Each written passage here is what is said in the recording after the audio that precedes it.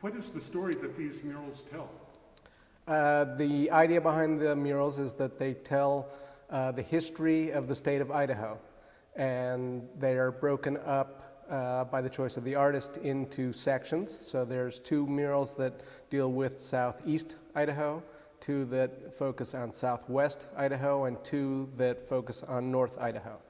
And so each section kind of has some elements specific to that area, and then there's some elements that link them all together. Can you explain the style of art that's used to create the murals? The murals are made out of fabric. The fabric has been attached to a canvas, so they're large fabric paintings, so they call them tapestries. They're not woven tapestries like some people might think of what a tapestry is. And they've then had paint applied to them as well. So there's some combination of sort of abstract forms and then some very representational forms. And they're done by Native American artist Dana Broussard, and you certainly see some stylized treatment that has a very Native American influence to it. They originally were created for display in the state capitol. How did they get directed to the university? When the state went about the process of renovating the state capitol, there were a number of considerations that came into play. Some of them had to do with tearing out the stairwells that led you up and by the murals. So these would now have been floating way up in space and you wouldn't have been able to get close to them. Also, they were opening up skylights, and so there was going to be a lot more light coming in and the potential for light damage. Also, one of the ideas behind the renovation was that things went back to sort of a 1920s period aesthetic, and these done in the late 80s didn't fit into that idea. So there were multiple reasons why they came out of the state capitol, and so then they needed to find a location.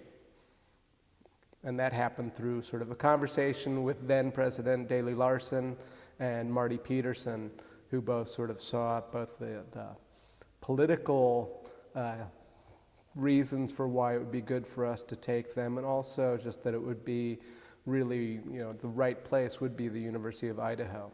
So my job was then to find a place where you could put murals that are 9+ feet tall by 60 feet long. And that was a challenge.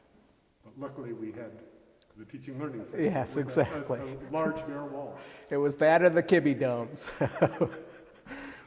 What does it mean to you to have this new permanent installation of public art here at the university? The University of Idaho has always been interested in having public art on campus, and it certainly has fine examples at present. It's also been one of the things that the provost has been interested in seeing more of is public art. But it is an expensive proposition, and wanting it and being able to make it happen are 2 different things. And so when this opportunity came forward, it really fills a number of different needs and desires on the part of the university. So I think it's really important and makes an important statement about the importance of art to not only the university but to the state of Idaho as well.